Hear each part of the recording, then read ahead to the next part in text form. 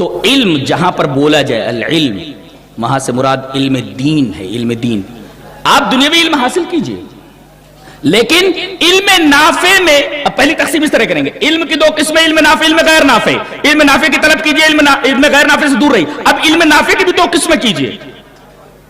علم نافع وہ جو آخرت کے لیے آپ کے کام آ سکے، اس پر زیادہ توجہ دو، اس میں افضل وہی ہے. اور جو علوم دنیا میں آپ کے لیے نفع بخش ہیں، ان میں پہلے علم کی نکیل ڈال دیجیے. دلیل بل تؤثرون الحیات الدنیا والآخرت خیر وابقا. تم دنیا کو ترجیح دیتے ہو جبکہ آخرت زیادہ بہتر، زیادہ باقی رہنے والی. ظاہر ہے کہ وہ باقی رہ رہی ہے، بہتر ہے، تو تم اس بہتر عالم کے لیے، ان بہترین نعمتوں کے لیے زیادہ ان علم کو، ان علوم کو حاصل کرو گے جو اس بہتر چیز کے کام آ سکے، اس بہتر چیز کو حاصل کرنے میں کام آ سکے. اور آخرت کا علم یہی ہے قرآن اور حدیث اس وجہ سے آئے کہ وہ بتائے کہ آخرت میں کامیابی ہونے کے اسرار کیا ہے، راز کیا ہے، وہ قرآن اور حدیث نے بتایا. لہذا علم نافع میں سب سے زیادہ توجہ کے مستحق یہی ہے، قرآن اور حدیث. اس کے اوپر زیادہ سے زیادہ توجہ دی جائے. اس کے بعد اب دنیا کا علم حاصل کیجئے، مگر دنیا کے ہر علم کی ناک میں اس وجہ الہی کی نکیل ہونا ضروری ہے، ورنہ یہ سارے علوم آپ کے لیے نقصان دہ ہو جائیں گے. ایک ڈاکٹر ڈاکٹری پڑھ کر کے آئے گا، کڈنی نکال لے گا کسی، اس لیے کہ اس کے اندر ہرس بھری ہوئی ہے، اس کے دل میں اللہ کا خوف نہیں ہے، وہی الہی کے نکیل نہیں اس کے. ایک انجینئر ہے، وہ کسی طریقے سے آپ کا گھر بنانے کے لیے اگر 2 لاکھ میں بنتا ہے تو 4 لاکھ لے لے گا. تو ہر علم کے اندر، ہر علم کی ناک میں وہی الہی کی نکیل ہو. تو علم نافع، علم غیر نافع. علم نافع کی 2 قسمیں، جو آخرت میں کام آ سکے، علم دنیا جو آپ کے لیے مفید ہو، مگر اس علم کے اندر پہلے علم کی نکیل ہونا ضروری ہے. یہ تقسیم ہم نے ان آیات اور ان احادیث کی روشنی میں کی ہے. شیخ ٹائم ہے کہ ختم کریں بات؟ جی دیکھیے، آپ تو کسی کالج میں جو قریب ہوتا ہے، کسی اسکول میں اپنے بچے کو ڈال دیتے ہیں، اور وہ بھی سالوں پڑھتا رہتا ہے. بہت دور آپ لے جا کر کے، اگر آپ کے پاس ذرائع نہیں ڈالتے اپنے بچے.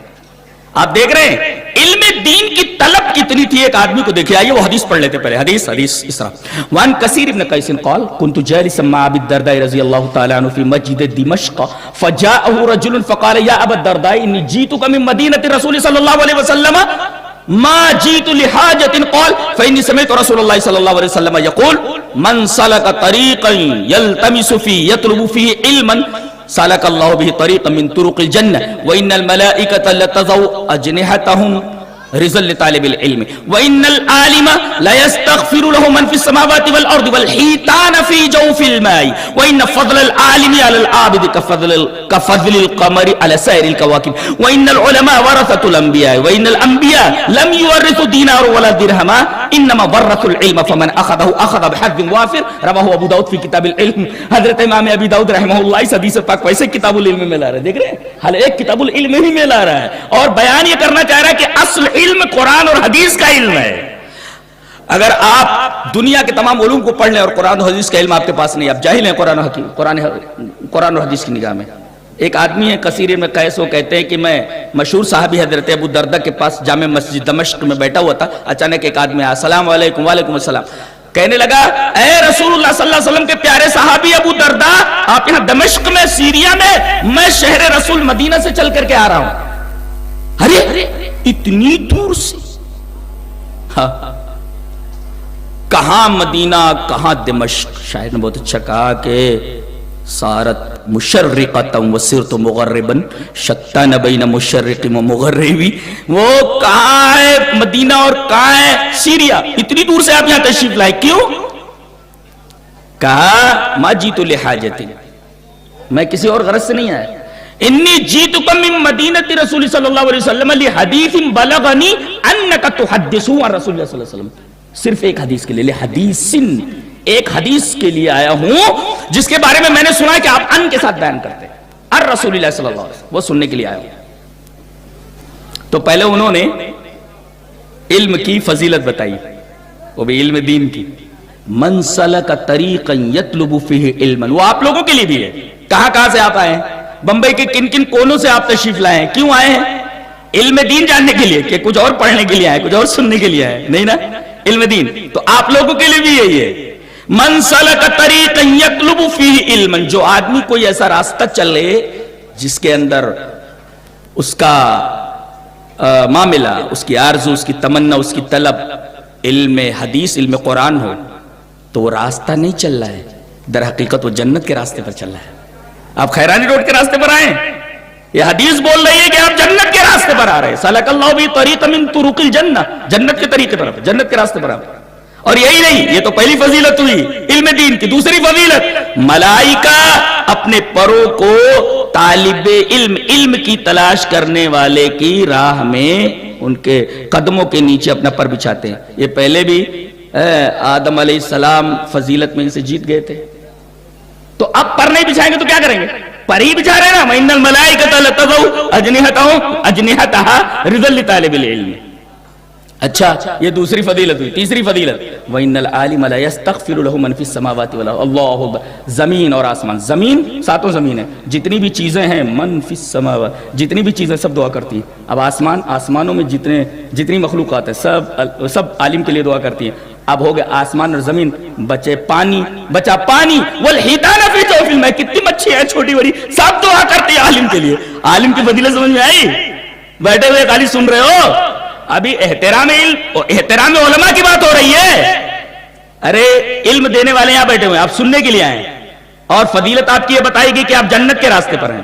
دوسری فضیلت یہ کہ آپ کے پروں کے نیچے، آپ کے قدموں کے نیچے فرشتے پر بچھا رہے ہیں۔ تیسرا یہ کہ آسمان میں جتنی مخلوقات ہیں وہ سب آپ کے لیے دعا کر رہی ہیں، زمین میں جتنی مخلوقات ہیں سب آپ کے لیے دعا کر رہی ہیں۔ چار فضیلت۔ پانچویں فضیلت، مچھلیاں جتنی ہیں، مچھلیاں، والحیتان فی جوف الماء، پانی کے اندر ساری مچھلیاں وہ سب دعا کر رہی ہیں۔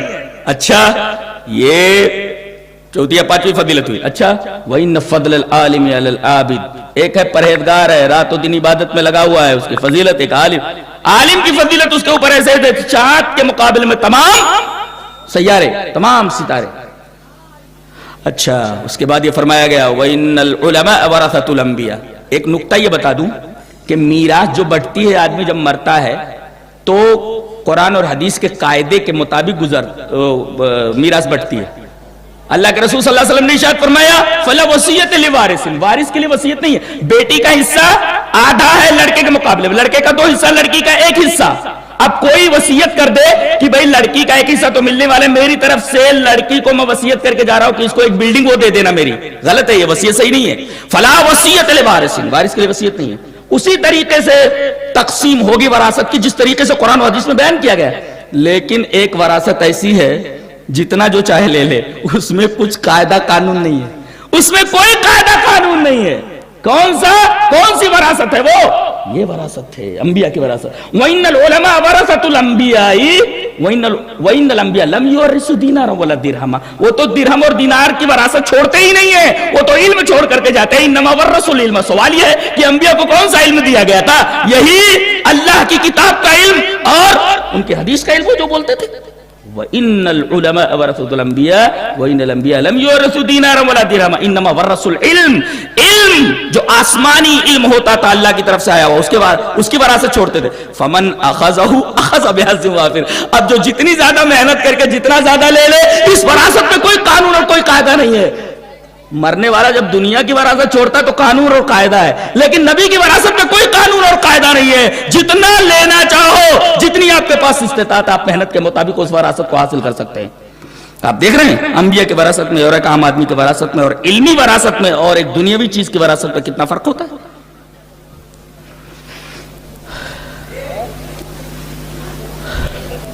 علم جانتے ہیں روشنی ہے، روشنی۔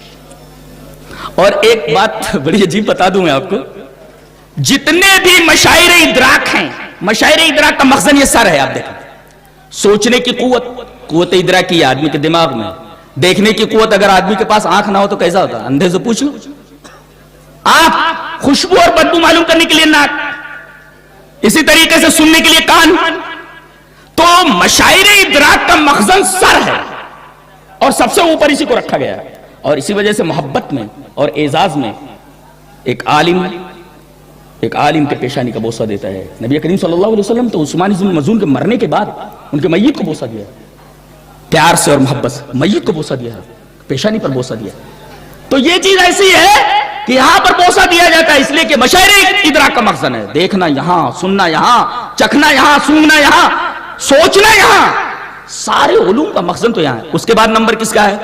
اعضائے عمل کا, ہاتھ کا. اسی وجہ سے اللہ تبارک و تعالیٰ پیر کا حوالہ نہیں دیتا, زیادہ تر ہاتھ کا حوالہ دیتا ہے. ارے ان لوگوں نے جو کچھ کیا ان کے ہاتھوں کی کمائی ہے, پیر نہیں لاتا, وہ پیر نہیں لاتا, ہاتھ بولتا ہے. اس لیے کہ علم کے جتنے بھی مشاعر ہیں ان کے بعد اعضائے عمل ہے. اس کا مطلب علم کے بعد عمل ہے. عقلاً بھی دیکھا جائے تو علم اس کے بعد عمل, علم کے اعضاء کے بعد اعضائے عمل ہے. اس کا مطلب یہ ہوا کہ علم کے بعد عمل ہوتا ہے, اور عمل سے پہلے علم ہونا چاہیے. منڈی ہی نہ تو ہاتھ کا کیا مطلب, منڈی ہی نہیں. وہاں ایک جگہ گئے تھے ہم, تو پتا چلا کہ یہاں 2 مزارات ہیں. میں نے کہا کہ وہ 2 مزارات کا, 3 مزارات, وہ کہا بولے وہ لڑتے ہوئے انگریزوں سے گئے تو منڈی یہاں کٹ گئی تو یہاں منڈی دفن کر دی گئی, یہاں بنا دیا. وہاں ہاتھ کٹ کر کے گرا تو وہاں ایک اور مزار بنا دیا گیا. بولے وہاں پر دھڑ پڑا تھا تو لڑتے ہوئے بغیر سر کے ادھر سے چلے گئے, وہاں گرے تو وہاں پر ایک قبر اور بنا دی گئی. تو بغیر منڈی کے لڑ رہے تھے, بغیر منڈی کے لڑ. تو میں یہ کہہ رہا تھا کہ بھئی سر ہی نہیں ہے وہ کیسے لڑ رہے تھے, سمجھ میں نہیں. اس لیے کہ اعضائے مشاعر ادراک جو ہیں وہ سب اوپر ہیں, علم کے اعضاء. اس کے بعد وہ اعضائے عمل ہیں. اس کے بعد نیچے اعضائے دولت. اس میں دولت کون سا؟ میدا. اور یہ چھپا ہوا ہوتا ہے, ڈالتے جاؤ ڈالتے جاؤ ڈالتے جاؤ. اور یہ ایسی چیز اگر نکالا نہ جائے تو مر جائے گا آدمی. ڈالتا تو چلا جاتا ہے, نکالا نہ جائے تو مر جائے گا, مر جاتا. اعضائے دولت یہاں, اور اسی کے پیچھے پوری دنیا پاگل ہے. اسی کے دنیا اس کو نکالا نہ جائے پاگل ہو جائے آدمی, مر جائے گا. اور اگر نکلے نا تو پتہ نہیں ایڈمٹ کرنا پڑتا, پھر ایک مخصوص طریقے سے وہ چیز نکالی جاتی ہے. یہ اعضائے دولت. اس کا مطلب ہے دولت کا معاملہ سب سے نچلے درجے کا ہے, اور ان دونوں چیزوں کو چھوڑ کر کے نہ عمل کر رہا ہے نہ علم حاصل کر رہا ہے, صرف اسی کے پیچھے پڑا ہوا ہے, جو تیسرے مرتبے میں اور سب سے خسیس اور سب سے رذیل جگہ پر, جو ان دونوں کے مقابلے میں انتہائی خسیس درجے پر, انتہائی رذیل درجے پر. تو ہمیں سب سے زیادہ علم کے اوپر محنت کرنی ضروری ہے. تو ایمان سے پہلے علم, عمل سے پہلے علم, ہر چیز. امام بخاری نے ایک باب باندھا ہے, کہتے کہ یہ باب ہے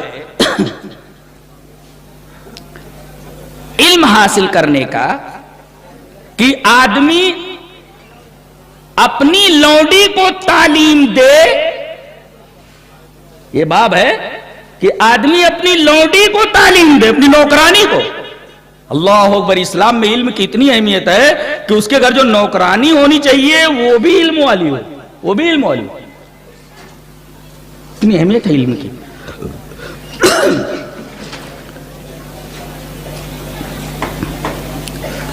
اور سب سے بڑی چیز جو بھی بتائی گئی, شرک. جانتے ہیں کس کے پیٹ سے پیدا ہوتا ہے؟ علم کے پیٹ سے نہیں, جہالت کے پیٹ سے پیدا ہوتا ہے. اللہ نے فرمایا افغیر اللہ تامرونی اعبد ایھا الجاہلون, اے جاہلو تم اللہ کے علاوہ کی طرف تم مجھے حکم دیتے ہو آنے کی کہ میں اللہ کو چھوڑ کر کے کسی اور کی عبادت کروں. گویا اگر کوئی آدمی غیر اللہ کی عبادت کر رہا ہے اور غیر اللہ کی عبادت کی طرف بلا رہا ہے تو وہ بہت بڑا جاہل ہے. پتہ یہ چلا کہ شرک پیدا ہوتا ہے جہالت کی پیٹ سے, جہالت کے شکم سے پیدا ہوتا ہے. یہ اتنی خطرناک چیز ہے. آج جتنی بھی چیزیں ہو رہی ہیں وہ سب لا علمی کی بنیاد پر ہو رہی ہیں, اور اگر علم بھی ہے تو علم غیر نافع ہے, علم غیر نافع. اور اگر نفع بخش علم ہے بھی تو اس علم کی ناک میں وہی الہی کی نکیل نہیں ہے. ضرورت اس بات کی ہے کہ ہم علم کو سمجھیں کہ حقیقی علم کیا ہے.